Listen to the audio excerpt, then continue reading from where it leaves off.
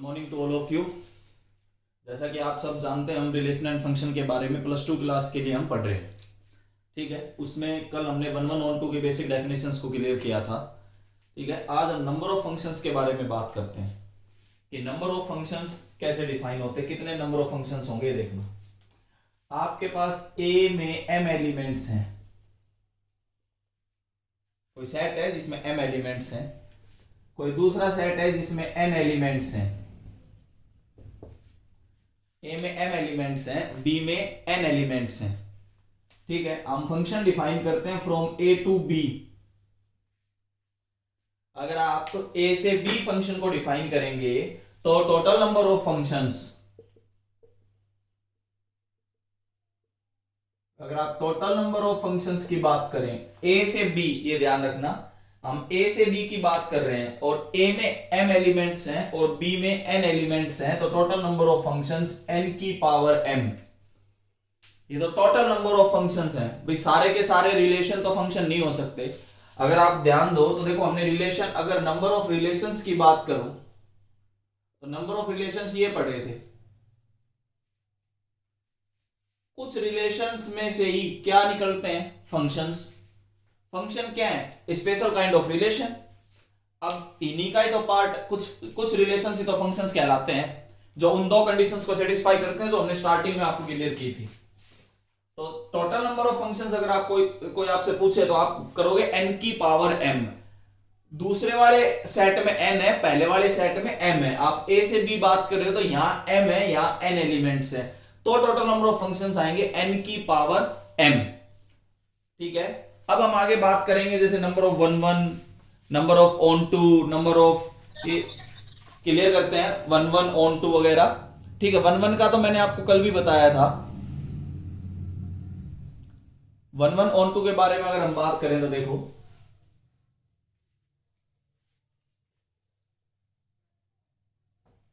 Total number of functions मैंने लिख दिए। अब हम बात करते हैं 1 1 की। मैं फिर से एक बार बता देता हूं 1 1, कल बताया था, एक बार फिर लीजिए 1 1 फंक्शंस के बारे में।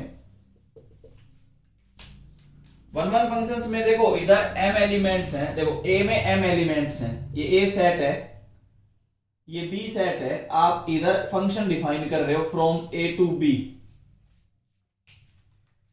इसमें आपके पास m एलिमेंट्स हैं, इसमें आपके पास n एलिमेंट्स हैं। अगर मैं ये कहूं कि नंबर ऑफ 1 1 फंक्शंस बताइए तो देखिए,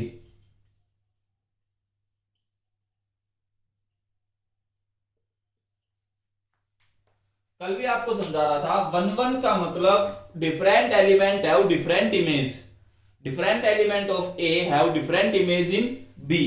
तो इसका मतलब ये तो श्योर है कि अगर आप इधर एलिमेंट्स कम लेते हैं और इधर एलिमेंट्स ज्यादा लेते हैं, मतलब m ज्यादा है n से, तो इसका मतलब आपके पास 1 1 फंक्शंस हो ही नहीं सकते। फॉर एग्जांपल, आपने इधर 4 एलिमेंट ले लिए, इधर 3 एलिमेंट ले लिए, आप 4 एलिमेंट की डिफरेंट इमेज 3 में कैसे बनाओगे?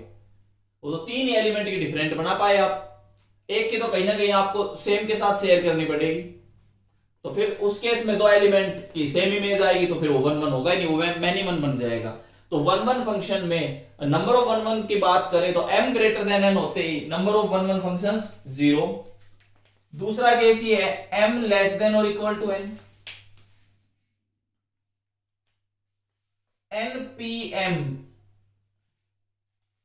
कल जो मैंने लिखवाया था वो यही सेम चीज है, कल आपको कॉम्बिनेशन के हिसाब से लिखवा दिया था, ncm इंटू m फैक्टोरियल। बात तो वही है, या तो आप npm याद रख लो या ncm इंटू m फैक्टोरियल याद रख लो, सेम चीज है। तो नंबर ऑफ 1 1 फंक्शंस आप याद रखना, अगर इधर एलिमेंट ज्यादा हुए तो 1 1 फंक्शन आप कभी भी नहीं बना सकते। फंक्शंस बना सकते हो लेकिन 1 1 फंक्शंस नहीं बना सकते। तो इसका मतलब उस केस में नंबर ऑफ 1 1 फंक्शन 0 होंगे। लेकिन अगर ये नंबर इधर वाली काउंटिंग के या तो बराबर हो या कम हो, मतलब m इज लेस देन और इक्वल टू n, ऐसे में नंबर ऑफ 1 1 फंक्शंस पूछे तो npm, आप परम्यूटेशन या कॉम्बिनेशन का आप रिजल्ट लगा सकते हैं। ये आपके पास नंबर ऑफ 1 1 फंक्शंस की बात आती है। देखिए इसके बाद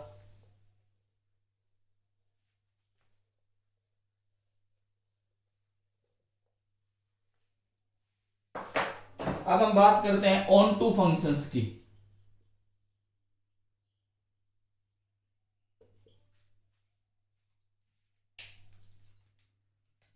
ऑन टू फंक्शन आपको पता है कि कोई भी एलिमेंट, ऑन टू का मतलब क्या है कि कोई भी एलिमेंट आपको बी में फ्री नजर नहीं आना चाहिए।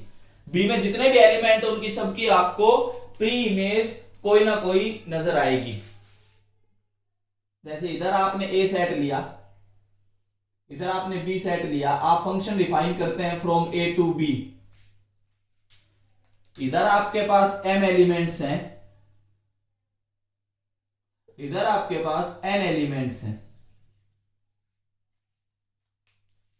अब number of onto functions की बात करते हैं कि ऑन टू फंक्शंस की काउंटिंग क्या होगी। देखिए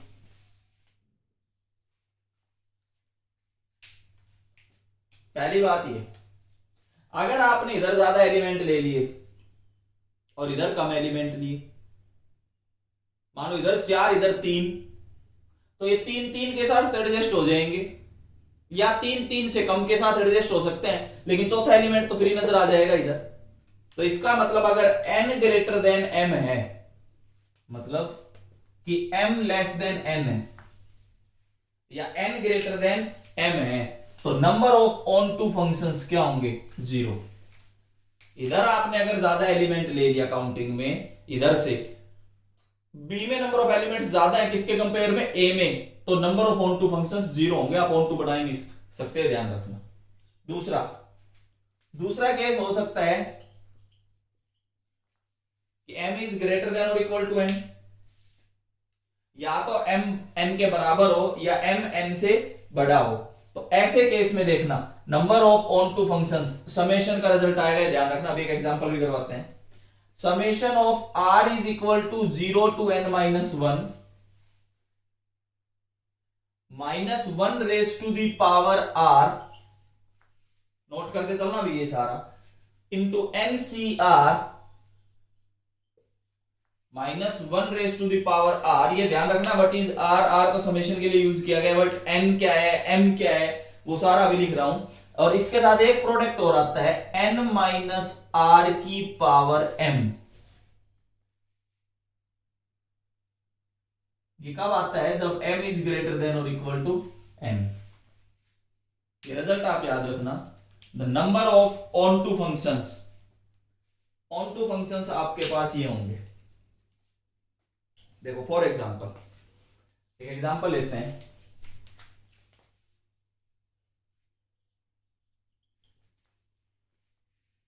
एक सेट लो जिसमें 5 एलिमेंट हैं, इधर 5 एलिमेंट्स आपने लिए और इधर आपने 3 एलिमेंट्स ले लिए। भाई इधर कम लेने होंगे ना, अगर आपने उधर ज्यादा एलिमेंट ले दी तो ऑन टू फंक्शंस तो बना ही नहीं सकते, ध्यान रखना। अब इस पे अगर आप रिजल्ट लगाओ number of onto functions का, कि आप ये देखना चाहो कि number of onto functions कितने होंगे, लगाओ अपना रिजल्ट।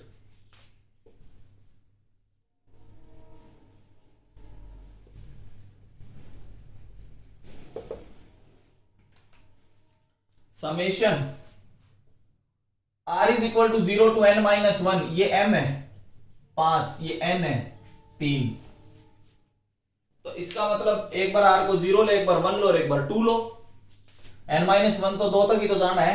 अगर आप r को 0 लोगे तो ये 1, mc 0 1, यहां पे क्या आएगा 3 माइनस 0, पहला आएगा 3 की पावर 5। फिर अगला जब r को 1 रखोगे तो माइनस बना देगा, इसमें रखते चलो ऐसे। मैं आपको बस रिजल्ट लिख देता हूं। वी गेट 3c1 2 की पावर 5, फिर आगे प्लस 3c2 तक ही तो जाना है 1 की पावर 5। ये आप समेशन ओपन कर सकते हैं इस तरीके से। ये जो भी रिजल्ट आएगा, ये आपका जो भी आंसर आएगा number of onto functions देगा इस केस में। अगर ये 5 इधर कर देता, 3 इधर कर देता और मैं पूछता कि ए से बी में कितने ऑन टू फंक्शंस है, 0, उधर एलिमेंट ज्यादा हो ही नहीं सकते ऑन टू के लिए, और इधर एलिमेंट ज्यादा नहीं हो सकते 1 1 के लिए। इधर 1 1 के लिए ज्यादा नहीं हो सकते, इधर ऑन टू के लिए ज्यादा नहीं हो सकते। कई बार कंफ्यूज करने के लिए क्वेश्चन ही ऐसा देता है जिसका आंसर 0, तो उसके लिए आपको कंडीशन नॉन होनी चाहिए कि नंबर ऑफ 1 1 फंक्शंस कैसे फाइंड किए जाते हैं और number of onto functions कैसे फाइंड किए जाते हैं। हाँ भाई, एक बार जो बच्चे लाइव क्लास में जुड़े हुए हैं मैं एक बार उनसे पूछना चाहूंगा कि 1 1 ऑन टू दो केस समझ आए, number of 1 1 functions, number of onto functions, please raise your hand.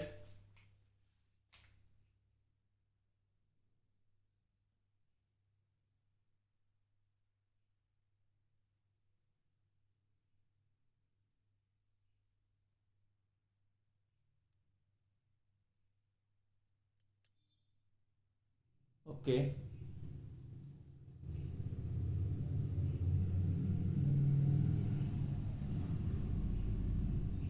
चलो बाइजेक्शन और बताता हूं।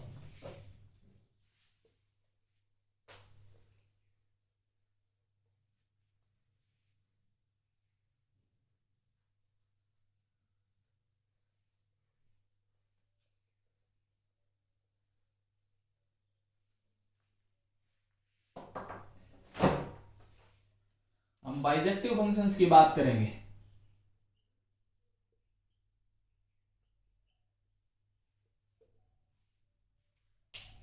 बाइजेक्टिव फंक्शंस मतलब 1 1 ऑन टू।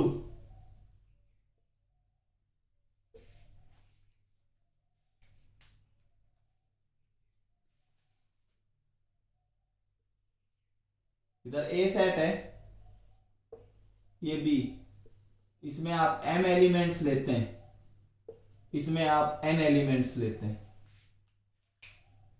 आपने लिखा, देखो 1 1 ऑन टू में दो कंडीशन आई। अगर आप 1 1 की बात करें तो आपने ये कंडीशन लिख दी कि m इज लेस देन और इक्वल टू n। अगर आप ऑन टू की बात करें तो आपने ये कंडीशन लिख दी m इज ग्रेटर देन और इक्वल टू n। अगर मैं दोनों को कंबाइंड करूं तो बाइजेक्शन बनता है हमारे पास, और बाइजेक्शन में तो फिर दोनों को कंबाइंड करोगे तो एक ही कंडीशन आई, क्या? m is equal to n।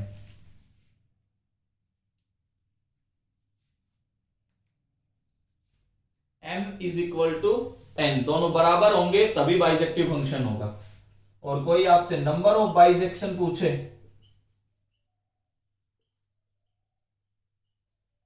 तो उसका आंसर ये आएगा n फैक्टोरियल। n फैक्टोरियल आपके पास नंबर ऑफ बाइजेक्टिव फंक्शंस होंगे। मैंने आपको अभी एक इंजेक्शन बताया, एक सरजेक्शन बताया, एक बाइजेक्शन बताया, 3 केस आप ये याद रखना। अब थोड़ा और आगे डिस्कस करते हैं। देखिए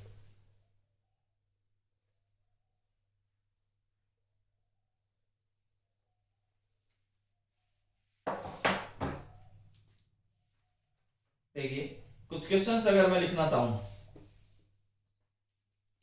प्रूव दैट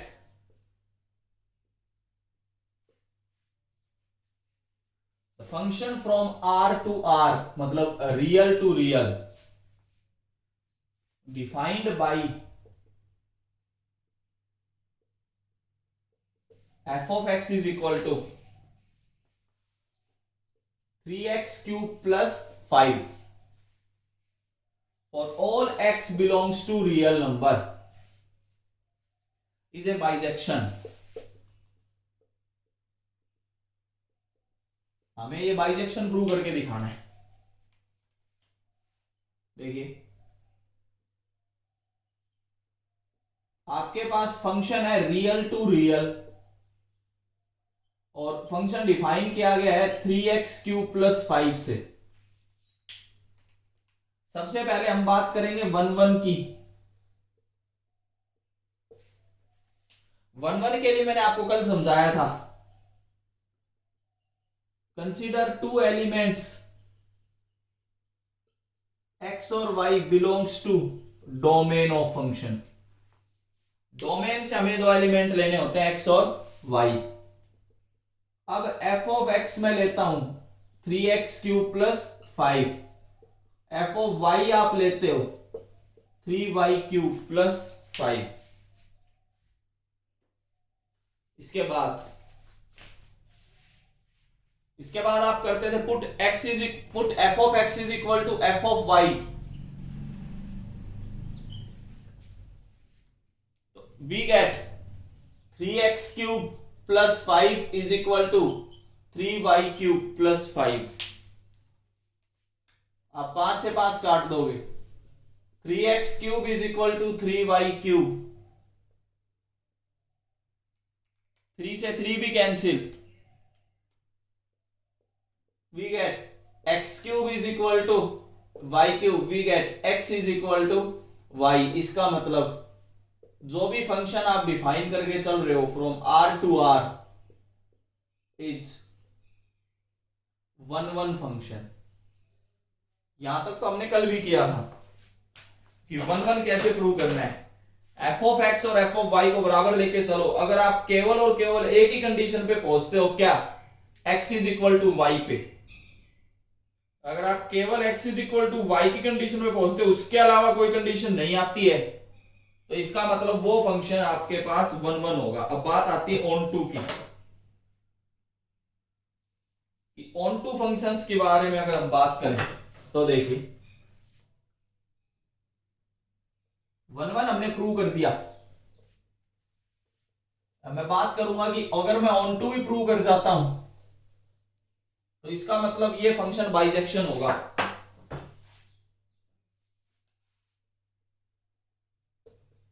ऑन टू की बात करते हैं जिसको आप सर्जेक्शन बोलते हो। इसको करने का तरीका सुनना,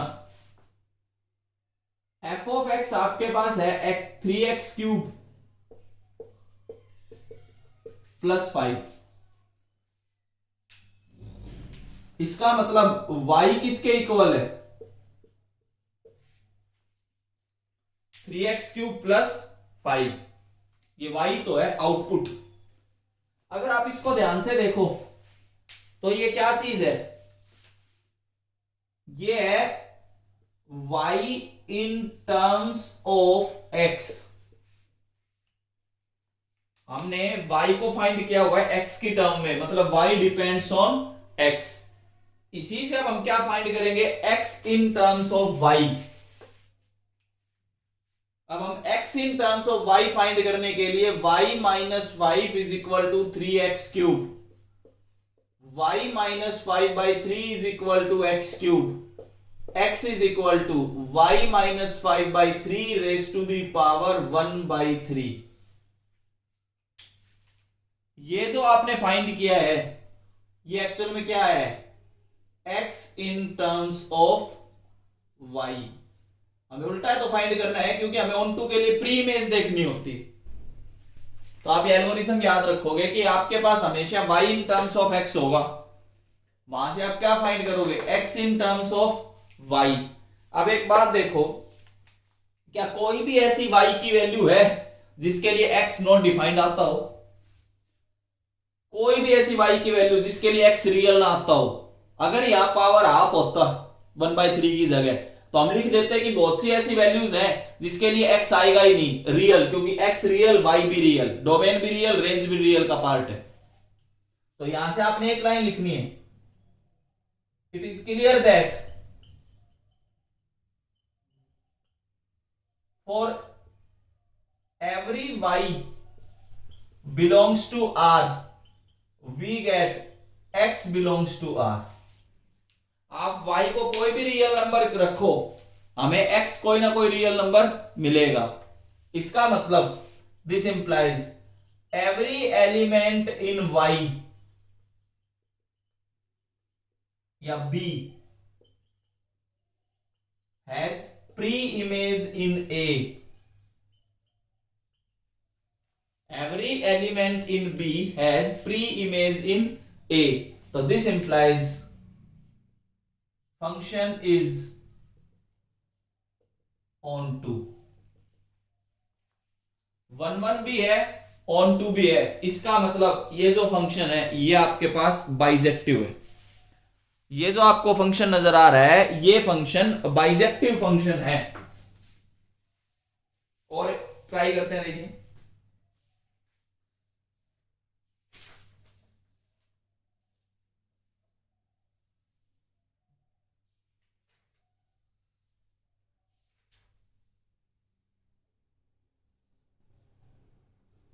नोट करते चलना।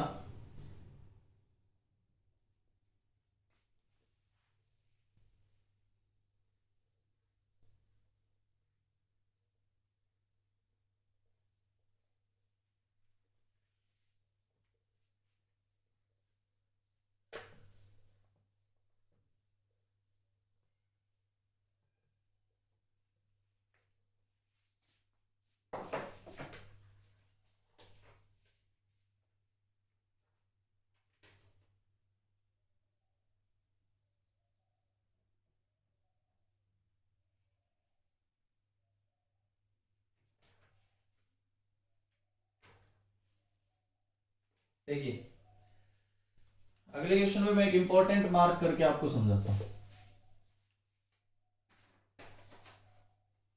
ध्यान से समझते चलना भी इसको जो अभी लिख रहा हूं। प्रूव दैट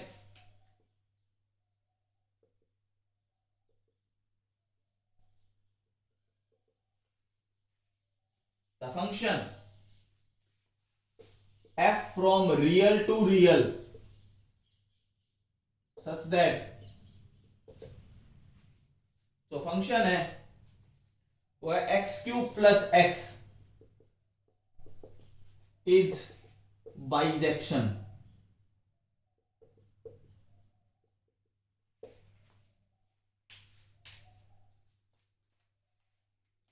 प्रूफ, ये जो फंक्शन लिखा गया है ये बाइजेक्शन प्रूव करना है, ध्यान देना।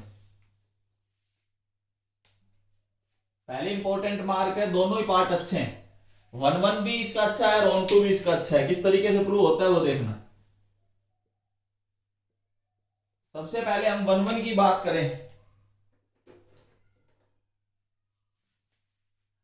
1-1 के लिए आप क्या करोगे, let x, y 2 elements belongs to domain. दो एलिमेंट आप डोमेन में लेके चलेंगे। f ऑफ x आपने लिखा x cube plus x, f of y आपने लिखा y cube plus y. Put f of x is equal to f of y।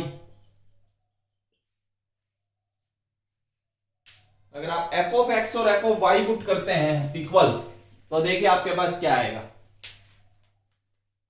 X cube plus x is equal to y cube plus y. X cube minus y cube plus x minus y is equal to 0। यहां identity लगाएंगे a cube minus b cube की, तो a minus b into a square plus b square plus a b, और ये x minus y as it is. दोनों में से अगर मैं x माइनस वाई कॉमन लूं तो x square plus y square plus x y plus 1 is equal to 0। अब कोई बच्चा सोचेगा सर ये तो 1-1 नहीं आया, क्योंकि हमें तो ये बताया गया है कि केवल x और y ही बराबर आने चाहिए, बाकी कोई कंडीशन नहीं आएगी। तो फिर ये 1-1 कैसे हुआ, कैसे हुआ वो सुनो। ये जो पार्ट आपको नजर आ रहा है इतना इतना, x square plus y square plus x y always greater than और equal to 0 for all x, y belongs to real number. ये जो आपको पार्ट नजर आ रहा है ये हमेशा ग्रेटर देन और इक्वल टू 0 होता है। ये कम से कम 0 आ सकता है, x square plus y square plus x y, आप कोई भी एक्स वाई की वैल्यू उठा के देख लेना, ये कम से कम 0 आ सकता है या 0 से बड़ी वैल्यू देगा। तो this implies x square plus y square plus x y is greater than और equal to 0। This implies x square plus y square plus x y plus 1 is greater than और इक्वल टू 1। तो इसका मतलब ये तो 0 हो नहीं सकता। This implies x square plus y square plus x y plus 1 is not equal to 0। ये तो कभी भी 0 नहीं आएगा, क्योंकि इसकी तो मिनिमम वैल्यू ही 1 है। तो यहां से एक ही कंडीशन आई क्या, कि x minus y is equal to 0, इसका मतलब x is equal to y. दूसरी कंडीशन तो आएगी ही नहीं, वो तो कभी भी 0 नहीं आएगा। तो यहां से तो केवल एक ही कंडीशन आएगी कि ये क्या है, 0 है। तो x is equal to y, इसका मतलब only x is equal to y only आया हमारे पास, इसके अलावा कोई कंडीशन नहीं आई। तो इसका मतलब जो भी फंक्शन आप डिफाइन कर रहे हो फ्रॉम रियल टू रियल, ये कैसा फंक्शन है, इज 1-1, जिसको आप इंजेक्टिव बोलते हो। ये पार्ट आप जरूर ध्यान से समझना। ये आपके पास 1-1 का पार्ट था। देखो इसमें अगर डायरेक्ट यही लिख दोगे सर ये तो 1-1 है ही नहीं, नहीं ये 1-1 है। क्यों, क्योंकि ये जो नंबर आपको नजर आ रहा है x square plus y square plus x y, ये इसकी तो मिनिमम वैल्यू 0 होती है। एक्स और वाई को कुछ भी रियल नंबर आप रख के देख लेना, या तो 0 या 0 से बड़ी वैल्यू देगा। अगर ये 0 या 0 से बड़ी वैल्यू देगा तो इसमें 1 ऐड करने पे तो ये नंबर 1 या 1 से बड़ी वैल्यू देगा। तो इसका मतलब ये नंबर तो जो दूसरे ब्रैकेट में नजर आ रहा है ये तो कभी जीरो हो ही नहीं सकता। अगर ये जीरो नहीं हो सकता तो इसका मतलब पहले वाला ब्रैकेट ही जीरो है, और पहले वाला ब्रैकेट जीरो होने का मतलब क्या है कि x minus y is equal to zero, this implies x is equal to y only. हमें तो केवल एक ही कंडीशन मिली है, और इस कंडीशन के अकॉर्डिंग आप क्या लिख सकते हैं, द फंक्शन इज 1 1। हमने 1 1 प्रूव कर दिया। अभी ऑन टू में भी देखो इसमें दिक्कतें आएंगी। एक बार 1 1 के लिए जिसको समझ आया लाइव क्लास में प्लीज रेज योर हैंड।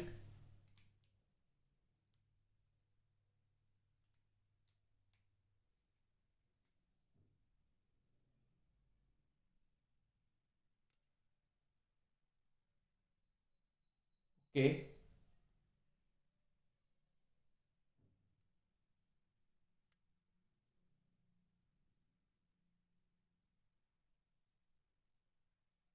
चलो हम ऑन टू की ओर बात करते हैं। अभी देखिए अभी इसमें ऑन टू और बचा हुआ है।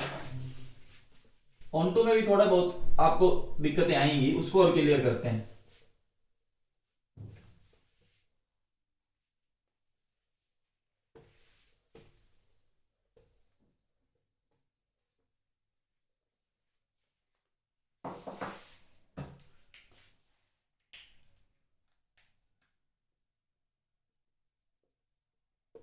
ऑन टू के लिए और समझो। ऑन टू के लिए एक एल्गोरिथम दूसरा समझना आपकी बार, y is equal to x cube plus x. थोड़ा ध्यान से समझोगे तो क्लियर होगा। y is equal to x cube plus x, थोड़ा और क्लियर करते हैं इसको। This is odd degree equation, मतलब यहां पे जो डिग्री है वो कितनी है, 3 है। This is odd degree equation, यहां पे जो डिग्री नजर आ रही है वो आपको 3 नजर आ रही है। वैसे अब 3 डिग्री का मतलब क्या है, मैंने क्यों यहां पे डिग्री लिखे देखी। जैसे a x cube plus b x square plus c x plus d, अगर आप एक कोई इक्वेशन लेते हो 3 डिग्री की, 3 डिग्री की जो भी इक्वेशन आती है, यहां पे 2 पॉसिबल केस आते हैं।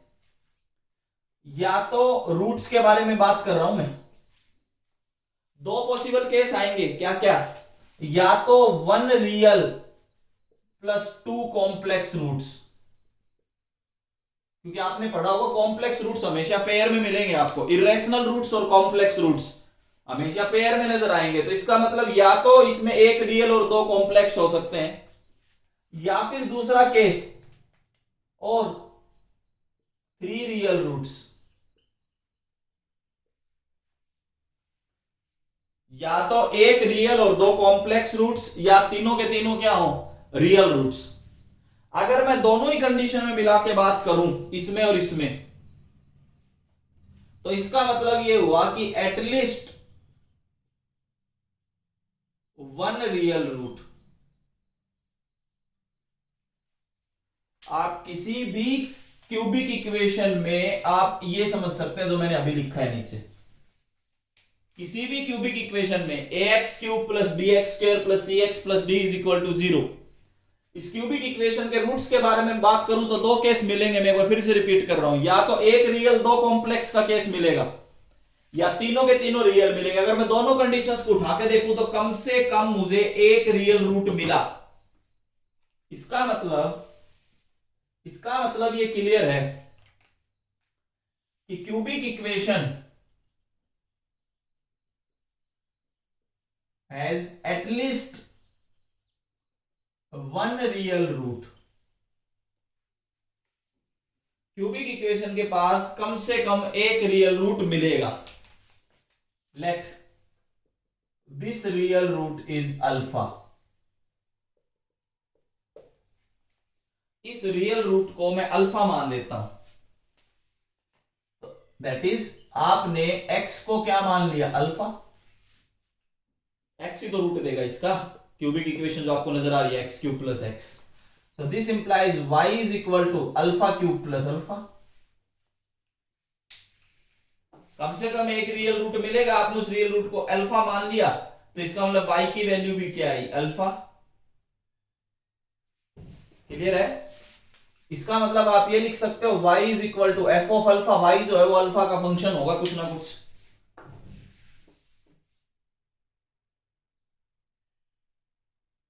Clear?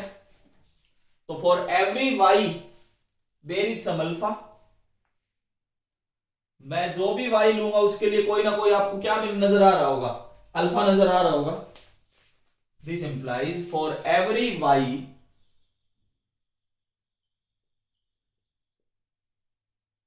There is some alpha. भाई यहां से आप चेक कर लो ना, यहां से आप लिख सकते हैं कि आप कोई भी अल्फा लो या कोई भी वाई लो, आप कोई भी वाई की वैल्यू लो, आप कहते हो सर अल्फा कैसे होगा, जरूरी है? हाँ जरूरी है, एक तो रियल मिलेगा। भाई इधर आपको क्यूबिक नजर आ रही है, हो सकता है आपने वाई को 1 लिया, तो आपका इक्वेशन क्या बनी, alpha cube plus alpha minus 1 is equal to 0। वो है तो क्यूबिक, क्यूबिक के या तो ये केस या ये केस, कम से कम एक तो रियल मिलेगा, और हमें तो रियल आउटपुट चाहिए। तो इसका मतलब अल्फा कोई ना कोई, आप कोई भी वाई लो उसके लिए कोई ना कोई कम से कम एक रियल रूट अल्फा का जरूर मिल रहा होगा आपको, ठीक है? देयर इज सम अल्फा, इसका मतलब एवरी वाई हैव सम प्रीमेज, कि एवरी वाई, कोई भी वाई आप उठाओ क्यूबिक इक्वेशन बनाएगा हो, क्यूबिक इक्वेशन बनाते ही कम से कम एक वैल्यू आपको अल्फा की रियल मिलेगी, तो मिल जाएगी आपको। तो इसका मतलब वही तो प्री इमेज है जो अल्फा की रियल वैल्यू आएगी यहां से, फॉर एवरी वाई या every y have some pre image. इसका मतलब जो भी फंक्शन आप लिख रहे हो from real to real is onto, ये लिख के दिखाना था आपने इसमें कि कम से कम आपको एक रियल आउटपुट जरूर मिलती है, एक रियल रूट क्यूबिक का जरूर मिलता है। और यहां अगर आप y को कुछ भी वैल्यू लेके देखो, y की कुछ भी वैल्यू लेके देखने पे आपको नजर आ रहा होगा कि कोई भी क्यूबिक इक्वेशन बनेगी, और अगर क्यूबिक इक्वेशन बनती है तो वो क्यूबिक इक्वेशन कम से कम एक रियल रूट तो जरूर देगी। मैं फिर बताता हूं, जैसे आपने यहां पे 2 रख दिया मान लो, तो alpha cube plus alpha minus 2 is equal to 0 cubic बनी। क्यूबिक में या तो एक रियल, 2 कॉम्प्लेक्स या तीनों रियल, तो कम से कम एक रियल तो मिला। वो रियल ही तो हमारे पास किसकी वैल्यू दे रहा है, अल्फा की। वही तो मैं कहना चाह रहा हूं कि हर एक वाई के लिए कम से कम आपको एक अल्फा नजर आ रहा होगा, कम से कम एक रियल आपको जरूर नजर आ रहा होगा। तो इसका मतलब हर एक वाई की कोई ना कोई प्री इमेज जरूर है। उसके लिए केवल आपको यही कंडीशन लिखनी थी कि क्यूबिक इक्वेशन के लिए कम से कम एक रियल रूट कंपलसरी होता है, वही रियल रूट आपको प्री इमेज दे रहे हैं। क्लियर है? मैं उम्मीद करता हूं यहां तक का आपको बिल्कुल समझ आएगा। इससे आगे हम नेक्स्ट वीडियो में डिस्कस करेंगे। Thank you.